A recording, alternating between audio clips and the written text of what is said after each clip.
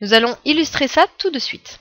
Par exemple, P de x égale, donc on a dit 1 fois un chiffre, donc ça pourrait être 4, plus x fois un chiffre, donc x fois moins 2 par exemple, plus x au carré fois 4, plus x3 fois moins 1. Puis je vais m'arrêter là.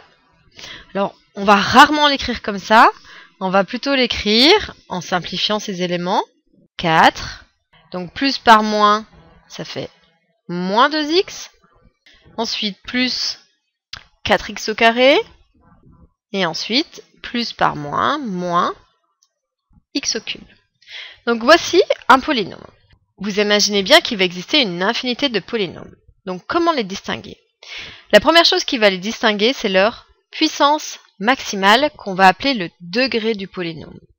Donc ici, vous voyez, dans ma somme de puissances, j'ai mes puissances qui croissent jusqu'à celle-ci qui est la plus grande.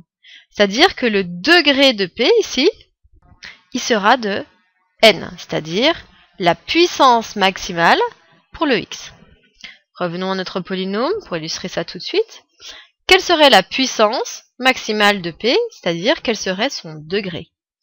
Bien si on regarde, la plus grande puissance de x, c'est celle-ci, c'est-à-dire que son degré sera de 3. Donc après, nous allons nous intéresser au coefficient des puissances. Par exemple, si on veut le coefficient du terme de degré 1.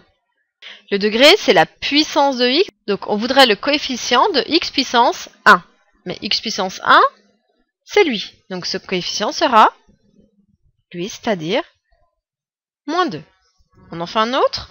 On voudrait le coefficient du terme de degré 2.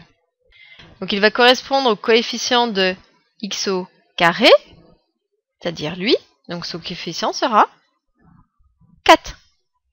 On parlera rarement du coefficient du terme de degré 0, puisque le degré 0, c'est x puissance 0, c'est 1. C'est-à-dire, ça va correspondre aux éléments constants. Donc, on dira plutôt, quel est le coefficient constant? Mais sachez que ça correspond au terme de degré 0. Donc, pour nous, ce sera 4. Et puis, on termine, on va tous les faire du coup. Quel serait le coefficient du terme de degré 3? Donc cela correspond à x puissance 3. Son coefficient c'est, alors moins, mais moins quoi?